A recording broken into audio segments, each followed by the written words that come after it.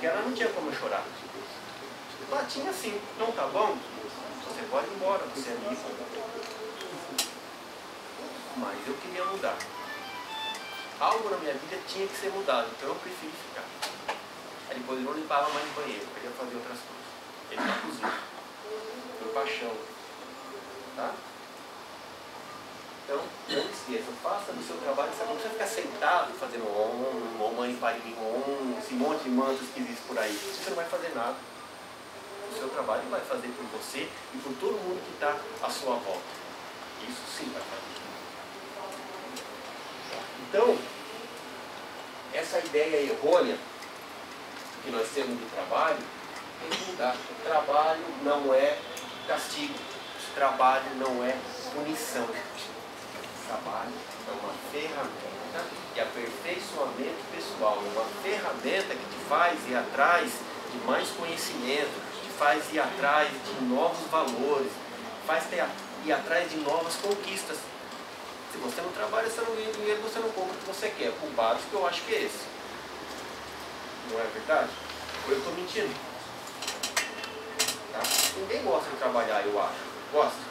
Gosta, muita gente gosta. Eu gosto de acordar, de eu trabalhar, não importa de acordar cedo. Agora todo dia, 5h30 da manhã, não tem problema. Eu gosto do que eu faço, eu gosto mesmo. E sempre tento fazer o melhor. Eu nunca estou satisfeito com o que eu faço.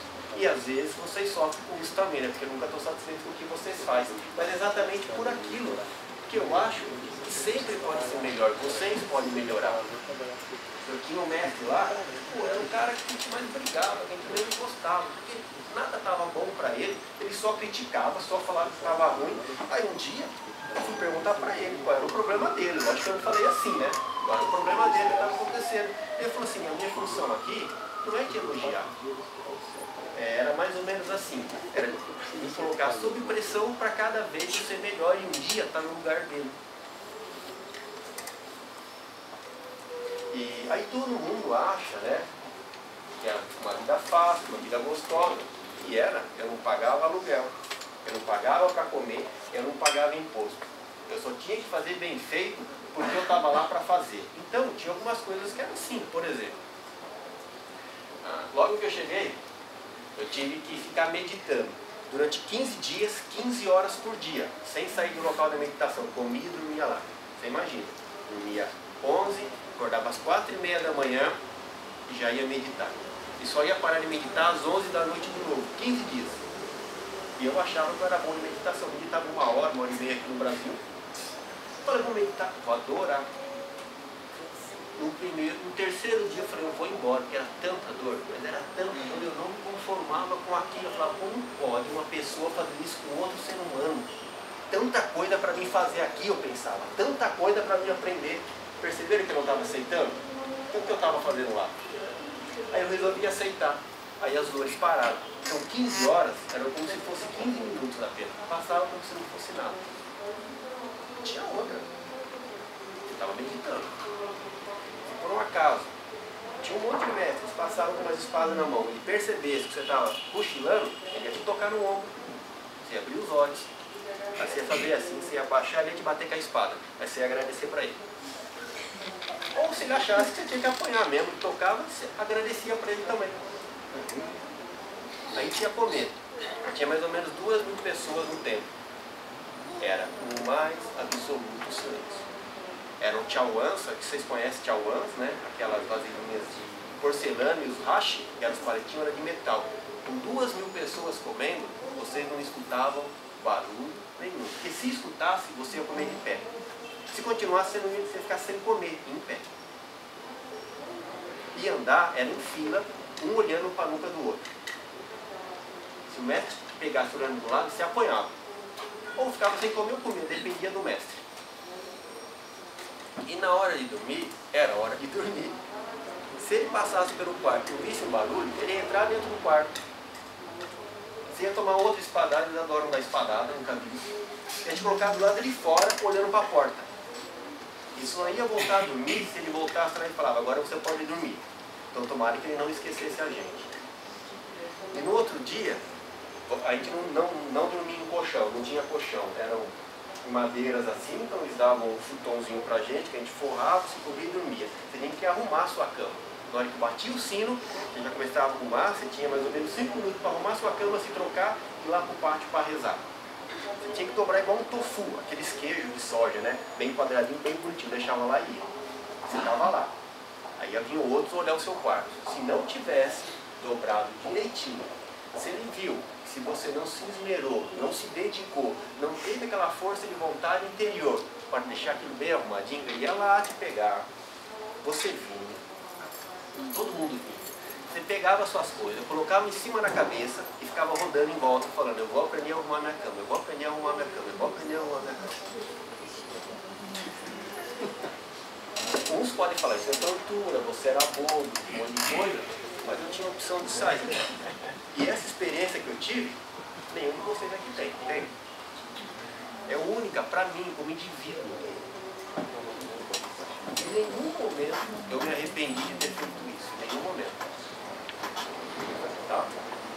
Então, gente, trabalho não é castigo, tá? Trabalho é a ferramenta para a gente evoluir. Por isso que eu digo, troquem o sapato, deem uma visão mais bonita da vida, relacione trabalho e espiritualidade.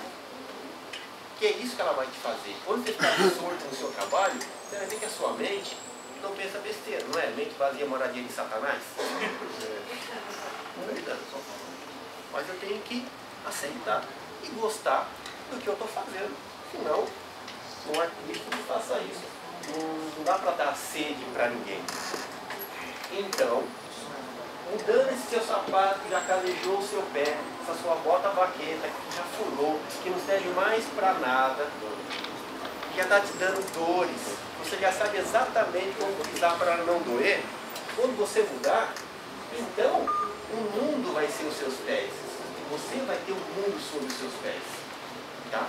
Você vai criar uma personalidade ecológica. Eu não estou falando personalidade ecológica aqui, que o que? Nós vamos ser agentes ambientais? Eu acho que bem ao caso isso. Você é um agente zoonoses que quer ir para agente ambiental. Aqui tem uma mudança. Você vai ter que mudar. Você vai ter que ter uma alteração de percepção. Você vai ter que mudar a sua consciência. Não é? Você vai ter trabalho. O problema é esse, ter trabalho. Toda vez que fala, você tem trabalho, fala, meu Deus do céu, eu tenho trabalho. No trabalho e aperfeiçoamento. E quando eu coloquei ecológica aqui, é devido à capacidade que há na ecologia, na biologia, de fazer inter-relações. Nada está isolado. Existe uma rede de conexões que nos une com toda a natureza, nos une com os animais, nos une com tudo. Acreditando ou não acreditando que existe. Tá? Bom, eu falei da receptividade, né? Aquela coisa da equipe, do trabalho em equipe. Então começa daí essa minha personalidade, a construção dessa minha personalidade ecológica. Eu faço parte de uma equipe. O meu trabalho que eu desenvolvo, eu estou desenvolvendo. Agora eu sou corresponsável por tudo aquilo que está me acontecendo. E isso vem com o trabalho em equipe. É lógico que tudo na vida, em todos os lugares, tem algumas distribuições de funções. Agora, só existe essa distribuição de funções porque todo mundo espera que há uma cooperação entre todas as partes. Temos que nos imaginar como uma equipe como uma planta. Você há de convir comigo, se a raiz não absorver o que está no solo, a planta não cresce, não é? Se a folha não fizer fotossíntese, a planta não cresce. Se o botão não florir, a planta não se dissemina. Então isso é cooperação, isso é trabalho em equipe. Saber que tem uma parte que não está executando algo, a planta não vai crescer. Por isso é importante todo mundo querer fazer, ter essa vontade. Ter a característica de ter uma personalidade ecológica, de ter uma personalidade ética, de ter corresponsabilidade em tudo. Agora, tá? O problema é porque as pessoas sempre vão pensar desse jeito. De quem é o problema? De quem é a culpa? A culpa é de todo mundo. que essa corresponsabilidade, todos nós vamos estar envolvidos nisso. Então todos temos que cooperar para a solução daquele problema. O grande problema do problema é que a gente sempre só pensa no problema. Deveríamos pensar na solução, não no problema. Não é?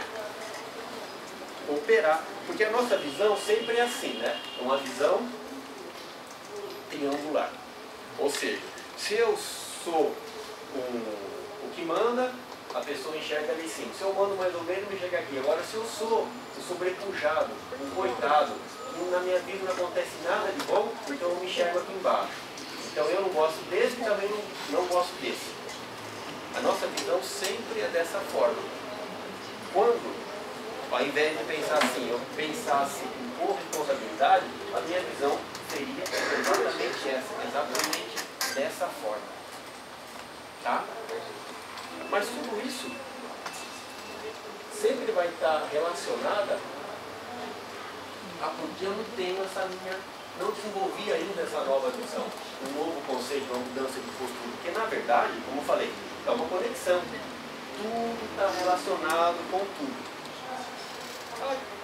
Se eu necessito de algo, imagina, você está na rua, você não gostou de uma pessoa, você xingou essa pessoa, não, você não gostou dela, aconteceu alguma coisa, esbarrou em você, você não estava no seu bom dia, você xingou ela. Aí você vai fazer uma entrevista de serviço, chega lá, quem é o entrevistador? É muito comum isso acontecer na nossa vida, né?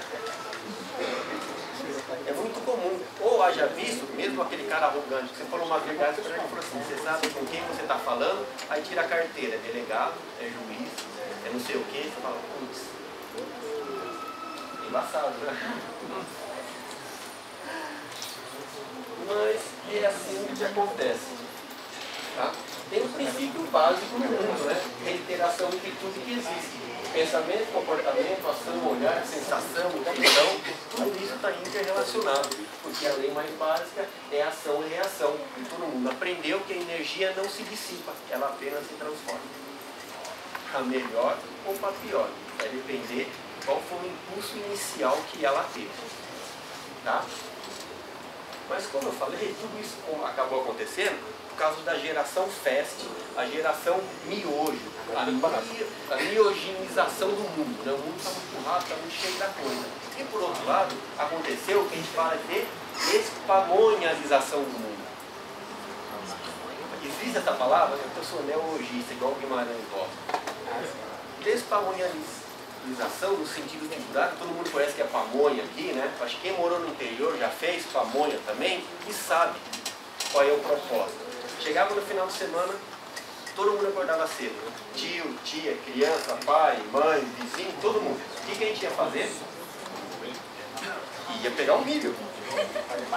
Você ia lá pegar o milho. Aí você chegava em casa. Os homens tiravam as palhas do milho, as crianças os cabelinhos do milho e as mulheres ficavam ralando o milho. Isso nós começamos de manhã, umas 8 horas da manhã. Às 4 horas da tarde era quando a gente ia comer pamonha. Agora o intuito era comer pamonha? Não, o intuito era a reunião, a cooperação, o trabalho em conjunto. Esse era o princípio de fazer pamonha.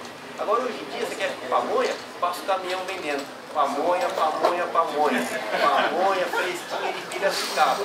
Primeiro que não é de Piracicaba nem não é fresquinha, né? Então esse é o problema. Como eu falei, a tecnologia, ao invés de servir como ferramenta para o nosso aperfeiçoamento, a tecnologia nos deixou mais preguiçoso ainda. A tecnologia nos tirou a força de vontade. A tecnologia nos tirou o interesse de querer mudar e pior, nos tirou a paciência. Não é? Quando eu era criança, eu ia assistir televisão. Naquela época eu tinha 3 ou 4 canais só. Veja bem, eu tinha bastante escolha, 3 ou 4 canais. Agora, eu estava lá sentado, assistia a televisão. Eu não gostei do programa, eu levantava, ia lá, mudava. Aí eu sentava. Não gostava do programa, ia lá e mudava. E pasmem, muitos aqui devem ter feito isso. Era seletor que fazia